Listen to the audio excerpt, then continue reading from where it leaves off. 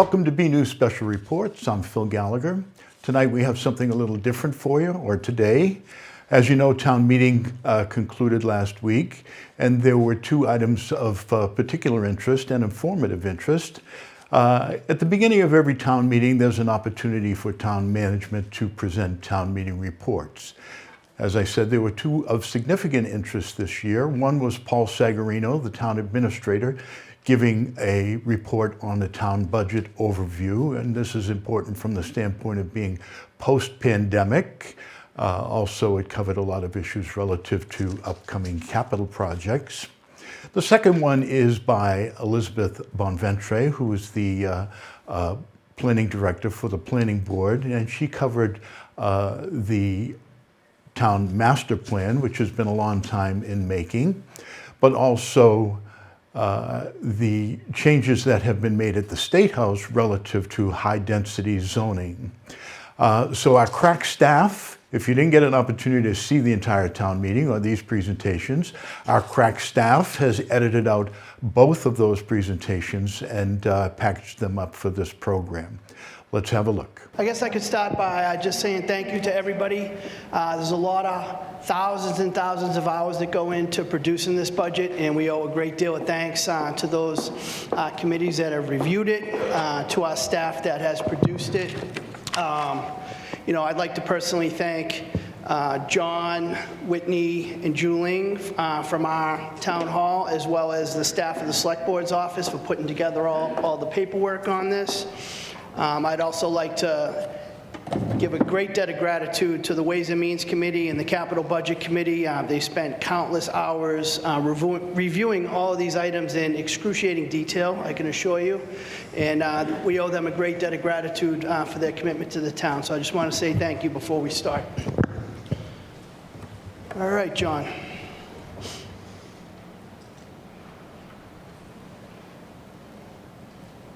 Go ahead. It's changed on my screen. I'm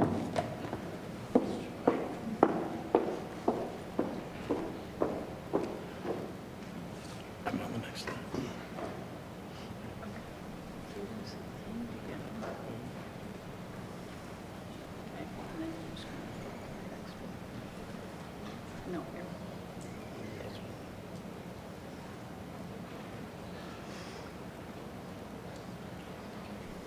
Do you think that's broken?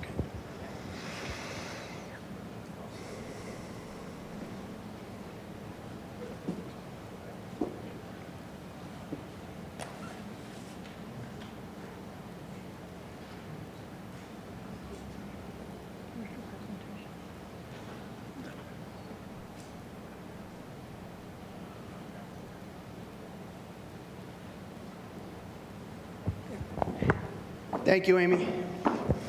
What this slide represents, this is actually the entire budget process from start to finish. So if you look at 12 o'clock noon, that is what we call the guidelines meeting. That typically takes place in the fall. The past couple years, due to COVID, we've sort of pushed it back to the beginning of January to allow us to get more information from the state in terms of what state revenues may be, and also to allow us a few extra months to determine sort of how our local revenues have been going. That's the start of the process. We hope to get that back to, beginning of December in the upcoming year. But as we do that, once those guidelines are established, the departments actually prepare their budgets and they submit them to their either elected board or to me for supervisory review. Ways and Means starts out with subcommittee review, which is very in-depth detail. Once we get past that point, the subcommittee presents those budgets to the full Ways and Means Committee for a vote. And ultimately, Ways and Means recommends the budget that's before you tonight. And here we are, town meeting raises and appropriates funding, which is between about, 3:30 and 6 on the chart. Once we get through the budget during this session of town meeting, we'll determine how much in taxes we need to raise. And the select board will ultimately set the tax rate for fiscal 2024 in this upcoming fall. It's typically a couple weeks before Thanksgiving. We'll get the select board vote, determine how much taxes need to be raised, and then we will submit that to the state for their review and approval of the tax rate. Get the tax rate approved from the state, it comes back, and then the tax collector can then issue your bills. As most of you know, your first two payments that you receive are estimates based upon what you paid last year. Select board sets the actual tax rate in the fall, and your third and fourth quarter bills are based upon the actual and trues up how much you owe on taxes for the year. Next slide, please, John. This graphic is just intended to I went too in. This is the right one. I'm sorry, you messed me up there a little bit, but this slide is basically demonstrating what we voted for guidelines. What we voted for guidelines in that meeting in January was 3.75% operating budgets for the town and school, and a relatively larger than usual increase on accommodated accounts. So we knew going into this budget year that we were going to have a couple different areas of pressure from accommodated accounts. That we've had them fairly under control the past several years, but we did have a renewal of the town's trash contract. You'll see during the Public Works budget and presentation that budget is going up about 40%. It's a pretty significant number for us. But I can honestly tell you, in the 4 years that I've been town administrator, I would say that the select board's gotten the most feedback on the trash contract, and it was almost unanimous to say that the residents wanted the trash services to remain the same as we go forward. So we'll be paying more for trash as we move forward. That contract's in the process of being negotiated, but we're anticipating a 40% increase on that item, the trash pickup portion of the contract. The second major stressor in the accommodated accounts this year relates to our special education tuitions and transportation. The rates set by special education schools are set by the state. The state recently approved a 14% increase for those schools that provide those services. So that's really not a lot we can do with that one. We would hope that they would just approve more gradual increases, but they hadn't approved an increase for several years, so they had to make a larger than usual adjustment to get those costs, get those schools back in line, given all the cost increases that we all know that everybody's experienced since the pandemic. Ultimately, as you'll see in the book, we had some late changes to the budget, but the town was able to come in at 3.72. The accommodated accounts came in at 8.39, and Superintendent Conti will be able to talk about this further later on when we talk about the budgets, but the school department budget ultimately came in at 397. And we were able to keep what we anticipated, the tax levy increase, to be less than 5.75%. When we talk about the tax levy, that is the entire amount of taxes that the town, tax bills that the town sends out every year. So it's not necessarily reflective of the increase on your actual home. I think we'll see on a later slide that because of the shifting of tax burden onto the commercial taxes, that it could have a different impact on the actual house. Typically it ends up being a little bit lower, but we won't know that until later on in the season when we go to set the tax rate in November. Next slide, please, John. Okay, this next slide represents where the town gets the revenue to fund the budget. As you can see, really an astonishing amount, 49% of the budget is paid through business taxes. That's really unusual here in Massachusetts, and we have some other slides that sort of talk about that. We do get 30% from the residential taxes, and then much smaller amounts, 9% comes from local receipts. That's things like motor vehicle excise taxes, your water bills, permits, hotel taxes, meal taxes, things of that. The purple slice represents how much we've gotten from state and state aid. That's kind of gone down a little bit over the years, to be honest with you. We're a community, we don't fare very well on a lot of the formulas that the state uses to give out aid. We're property rich, and unfortunately, that translates into less aid for us as we move forward. The other pie chart there represents our expenditures. As you can see, our fixed costs in the blue, 35%, those are on a par now with our school budget. So 35% to each of those categories. The town side budgets represent about 24%. And then there are a couple other smaller categories of things that are funded through other available revenues. Next slide, please, John. All right, so to drill down on state aid a little bit, you will notice that in 2023, we did receive an adjustment to our Chapter 70 education funding formula to account for a different way to measure low-income students. So we're able to pick up a significant boost last year on the state aid, but as you can see, the previous years, it was relatively flat. From 2018 to 2022, we only picked up about $1 million there. So we were able to lower the tax levy increase last year because of that increase we received in Chapter 70 aid for our schools.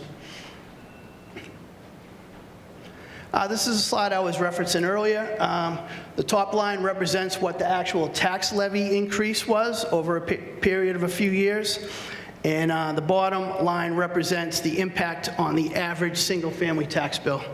So it's not necessarily a one-to-one. It was last year and seemingly the year before, but depending upon what happens with values in town will really impact how that shift of the tax burden onto businesses from the residents, how that will trickle down to an individual's tax bill. We'll know more about that in the fall.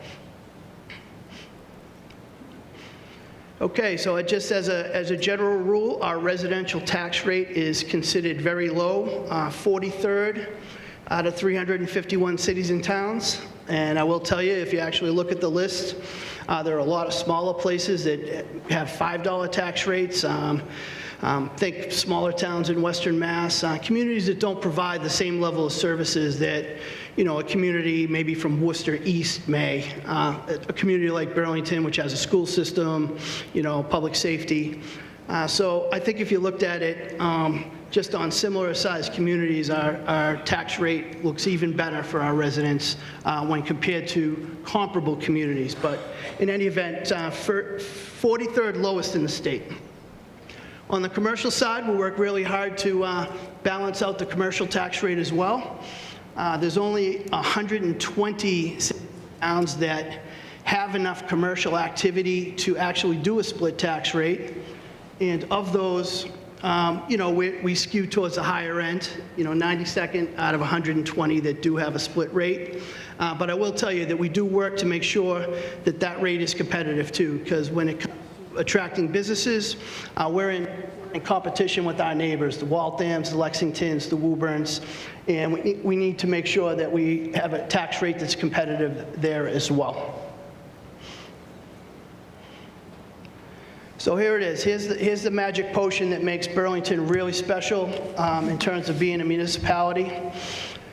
Of all the property in town, only 37% of it is, we're talking about property value. So 37.4% commercial, 62.6% residential. Because of the state law that allows us to shift burden from residential onto commercial, that relationship actually flips when you talk about the composition of the tax levy.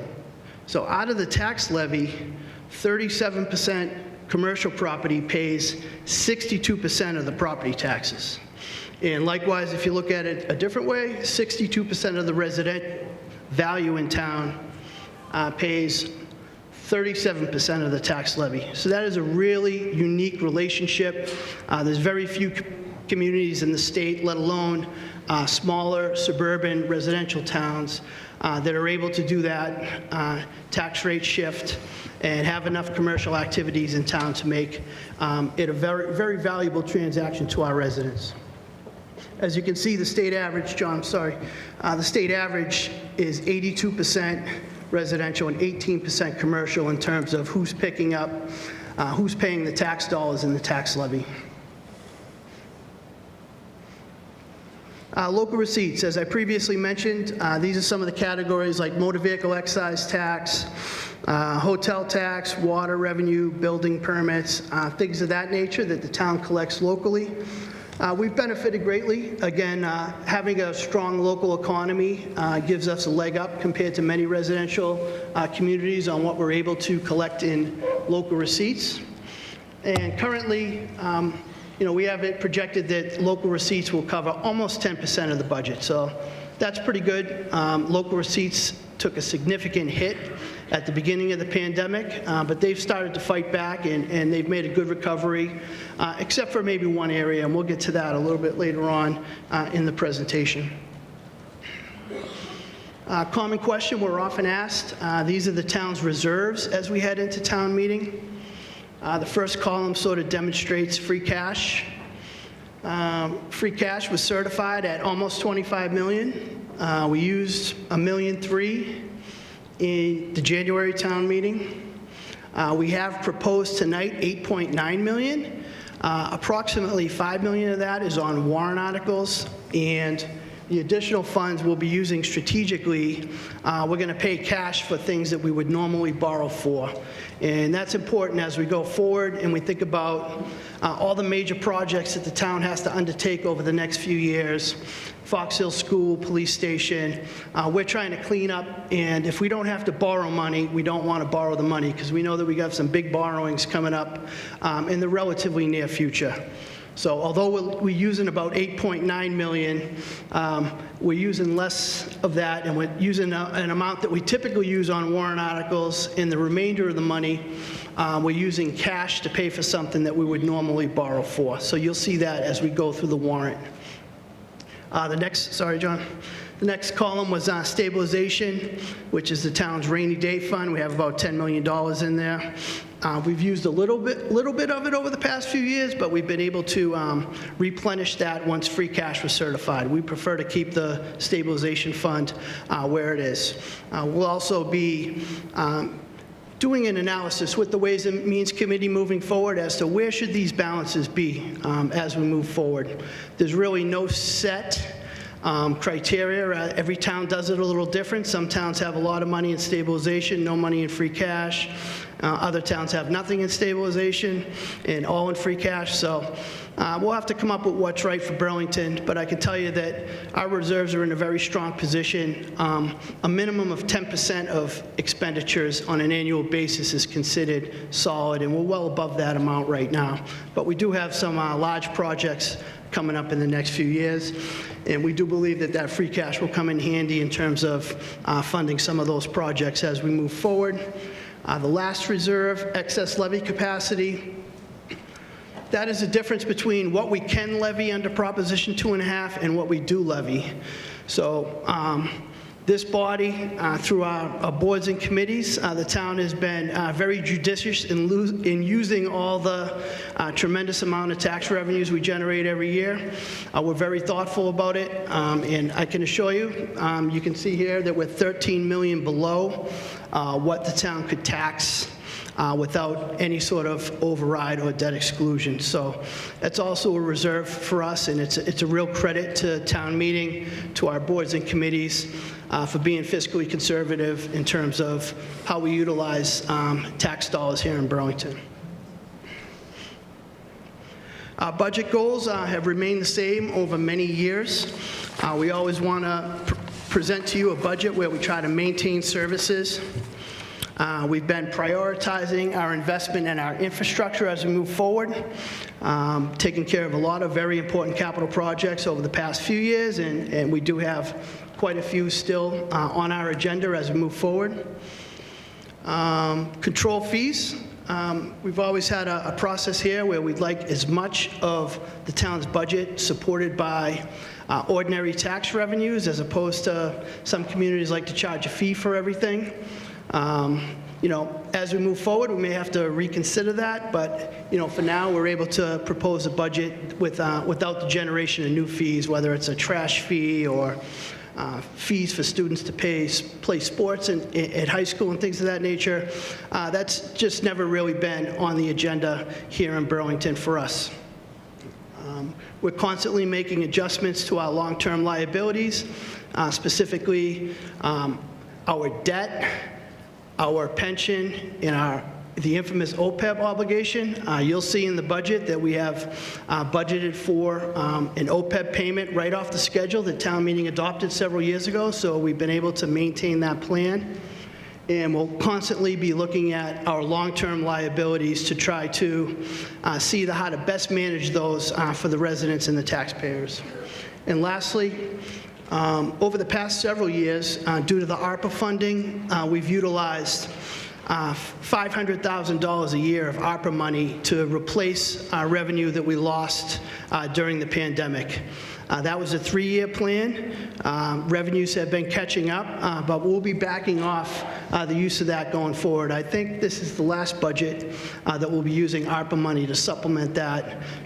And you'll see that revenues have been back on the rise, with the exception of one that I'll talk about in a few. Or right now. So I'm happy to report building permits are doing very well. We've had some very large projects in town, Broad Institute, Vericel, and the big apartment building. The building department had put forth an adjustment to building permit rates, so we've collected some very large permits included in our licenses and permits. You'll be happy to know that our meals tax revenues have bounced back completely. And we anticipate, we still have one more payment to go, but we anticipate that those will top $2 million for the first time this year. So meals tax has been a very good revenue source for the town. Hotel tax, that's the one that I've been talking about. That was probably our revenue source that was hit the hardest due to the pandemic. I think it was down over 50% when we started. Things are getting back on track, but we do believe that we'll end up this year down $1 million from where we were in 2019. But, you know, that's a significant improvement over where we were last year. So the hotels are battling their way back into business as well. Some of the other things that we've considered during the creation of this budget, even before the pandemic, we were concerned about office space in the changing office space and people's ability to work from home. We have a local economy that's really predicated and works together by having people in town during the day working, going to lunch, hopefully buying a shirt at the mall or something like that. So all these things work together, and we've been concerned for several years about sort of the changing environment of work, with more folks working from home and working remote, and less folks having to go to an office every day.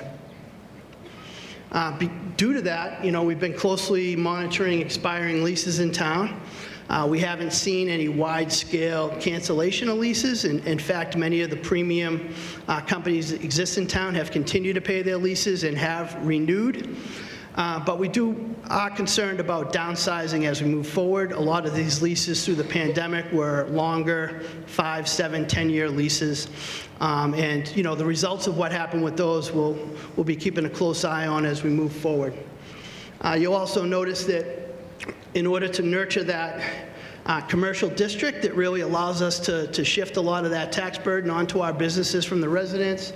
You know, you've heard earlier from our economic development director, the town's taken a real hard look at the 128 Mall Road rezoning district initiative, and, you know, we really want to make sure, you know, if you saw how much money comes from that square on our map, it's really a stunning amount of money, and we want to work together to make sure that we continue to capture those revenues as we move forward. We want to make sure that that district is positioned to be the breadbasket of taxes here in town, you know, for the next 50 years. So that's the whole purpose of why we're looking at that. And in addition, you've noticed we've really had a focus on the town center small businesses. They're extremely important to our town. We have everything that anyone would want in a town center, in our town center: ice cream shop, you know, what do you call the shoe guy? We have everything in town that you would want, and I think one of our focuses is on, how do we make the town center more inviting, more walkable, things of that nature, to just make it a more inviting environment for our small businesses in the town center. And lastly, we've talked a lot about the big projects we have coming up over the next few years. We work really hard on how to time the projects, how we borrow the money. We're AAA rated credit, which is the highest possible credit you can have in the country, which is, again, a credit to everybody here in this room. You'll see on the warrant where there's a couple items on this year's warrant that we chose to pay with free cash rather than borrow.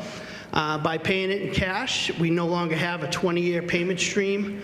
We basically eliminated that off of the debt schedule and hopefully free up capacity for some of the larger projects we have moving forward. If at all possible, we make early prepayments on projects with free cash. So before we borrow the money, if we have free cash available, we pay down the debt, and it never makes it onto our so-called mortgage payment as we move forward. And lastly, we're constantly seeking alternative payment options. We're able to receive some federal money for the PFAS project from Congressman Moulton's office. The state's been very generous to us with mass work grants and things of that nature on the MWRA connection project and various intersections. So that's how we try to minimize the impact of debt onto the budget as we move forward. That's going to be a really important concern for us as a group as we move forward as to how to maintain our ability to fund departments, but also to deal with our rising debt, because our debt is scheduled to increase significantly over the next 10 years, given the projects that we have before us. And with that, Mr. Moderator, I think that's the end. We look forward to your support on the budget tonight. Thank you. Good evening, everybody. My name is Liz Bonventure. I'm the planning director for the town. I wanted to give you a quick update on our master plan initiative, which started a long time ago. So we had an amazing steering committee that worked with us. We went through a lot of, these are all the people. We had a great consultant team. What is a master plan? A statement through text, maps, and illustrations regarding the long-term and physical development of the municipality. Our master plan has land use, transportation, housing, economic development, natural and cultural resources, open space and recreation, town center, and services facilities elements. The community, we had many community conversations. We had workshops, focus groups, interviews, and online participation. We started with a visioning process. We had existing conditions analysis, a draft master plan summary, and finally, we have a master plan with an implementation blueprint. The master plan is complete. You can find it at this website. It has been a long and arduous process, but I think that we've completed a lot of actions that it has already that were recommended in the master plan. So economic development recommendation, support the ability of Burlington's enterprises to adapt to changing market conditions. We did that through changing the zoning to allow life science. Promote town-oriented businesses that provide services and employment. We hired an economic development director that has done an amazing job doing beer gardens and outdoor seating initiatives. Protect the town's clean drinking water through regulations that address groundwater and watershed resources. Groundwater separation, PFAS treatment, and MWRA connection are all things that have come about through the master plan process. So while it's finally complete, it doesn't mean that what you contributed and what you have done to give us the funding for it has been very helpful. And we've done a lot with it. And so next, segue, I want to talk about the housing element of the master plan for my next topic. So preserve the quality of housing stock, expand the range of options, and promote housing affordability. My next topic, quickly, is to talk about the MBTA communities legislation that was passed by the Baker administration in 2021. I'm here to dispel all the rumors you're hearing on Facebook and to give you the facts and to give you an update about what we're planning to do in town. So the legislation was enacted in January 2021 with the Baker administration. It states that at least one zoning district of reasonable size in which multifamily housing is permitted as of right. So it means that every community in the MBTA community catchment area must have one zoning district of reasonable size, so for us it's 50 acres, where multifamily housing has to be permitted as of right. So it means that by right zoning, so multifamily housing needs to go through site plan review. It's an allowed use. There can be no age restrictions and there can be no bedroom number restrictions. And we have to have a minimum gross density of 15 units an acre, and I show some examples of that. These townhouses on Cambridge Street are a good example of the built form, and these are also 15 units an acre. So these are all the communities in Massachusetts that have to adhere to this bylaw. We're not alone. All of these communities need to have an overlay that allows housing by right. We're an adjacent community. We don't need to have our overlay, our new zone, near any bus stop or transit center. We have 10,431 housing units in town. So in order to reach compliance, we need to have a zoning district of 50 acres that has a capacity for 1,043 units. We don't have to build those units. We just have to prove to the state that the land that we have zoned could accommodate that number of units.